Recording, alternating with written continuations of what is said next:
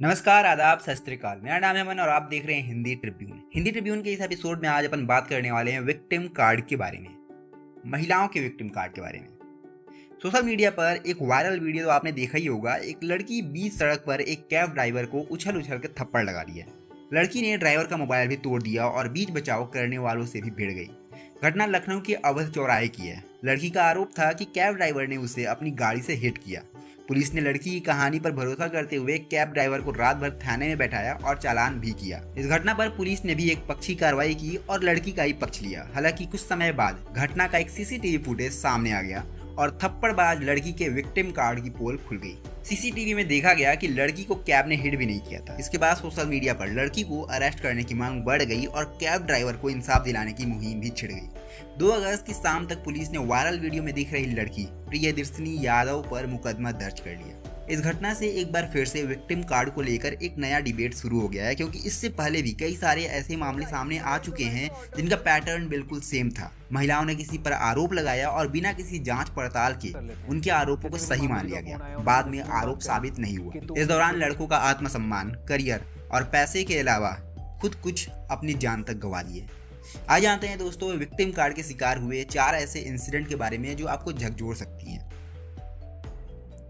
सबसे पहला इंसिडेंट था दोस्तों 23 अगस्त 2015 का, जहां पर ट्रैफिक लाइट पर एक बहस हुई थी। लड़की ने यौन शोषण का आरोप लगा दिया था उस चीज पर। 23 अगस्त 2015 को जसलीन कौर ने एक ट्वीट किया। इसमें रॉयल एनफील्ड पर सवार सर्वजीत सिंह की फोटो थी।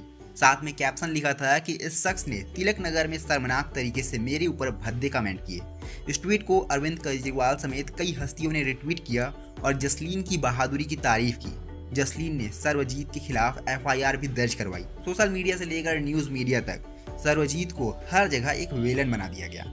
लेकिन इसका सच बाद में सामने आया। दिल्ली की 30 हजारी कोर्ट में 4 साल तक इस मामले का ट्रायल चला। जसलीन के बयान लगातार बदल रहे थे, जिस पर कोर्ट ने भरोसा नहीं किया।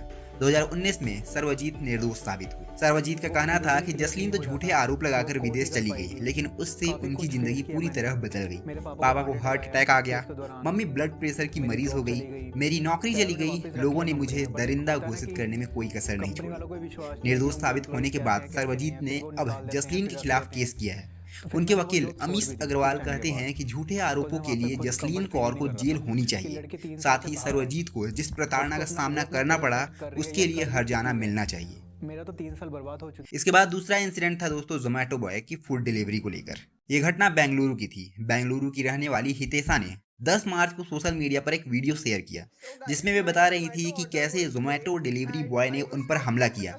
हितेशा का कहना था कि डिलीवरी लेट हो जाने की वजह से उसने ऑर्डर लेने से मना कर दिया। इस बात पर दोनों में बहस होने लगी। इसी बीच डिलीवरी बॉय ने उनकी नाक पर पंच मारा और भाग निकला। इसके बाद हितेशा के नाक से खून निकलने लगा।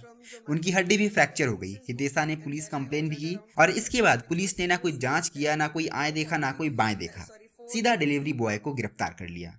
इसका भी सच बाद में सामने आ ही गया। कुछ दिन बाद डिलीवरी बॉय कामराज ने अपना पक्ष रखा। उसने बताया कि बारिश की वजह से डिलीवरी लेट हो गई। इसके बाद युवती ने ऑर्डर के बदले पैसे देने से इनकार कर दिया। मैंने खाना वापस करने को कहा, लेकिन लड़की ने खाना वापस नहीं किया। इसी दौरान उसने चप्पल से मुझे मारने की कोशिश की। जब मैं खुद को बचा रहा था तब लड़की का हाथ खुद ही उसके मुंह पर लगा और रिंग से चोट लग गई। जोमेटो के फाउंडर दीपिंदर गोयल ने बताया कि डिलीवरी बॉय की रेटिंग 5 में से 4.7 है।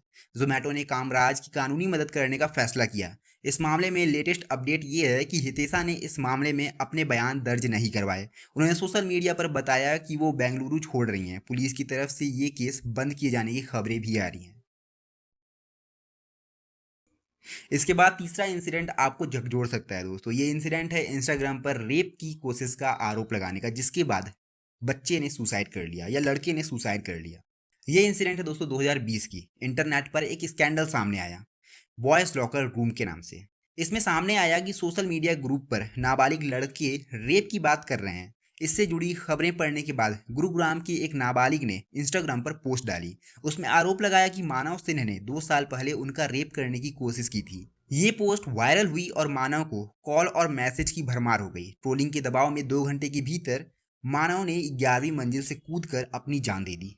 अब बाद में इसका भी सच सामने आ गया। इंस्टाग्राम पर आरोप लगाने वाली युवती ने रेप की कोशिश की कोई पुलिस कंप्लेन नहीं करवाई। मानव के परिवार वालों ने युवती के खिलाफ सुसाइड के लिए उकसाने का आरोप लगाया।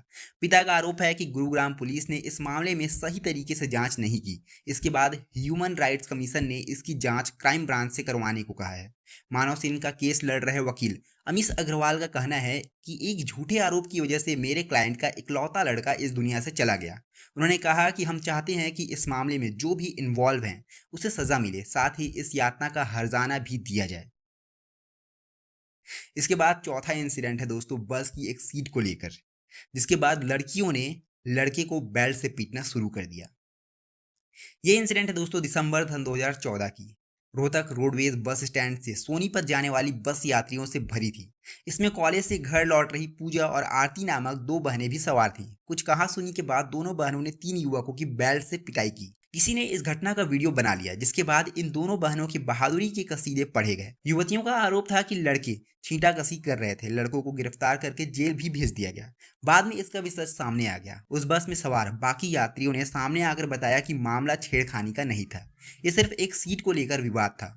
2.5 साल तक केस चला। कोर्ट ने मार्च 2017 को रोहतक के आसन गांव के निवासी तीनों युवकों कुलदीप, मोहित और दीपक को बरी कर दिया। हालांकि तब तक लड़कों के इंडियन आर्मी ज्वाइन करने का सपना अधूरा ही रह गया।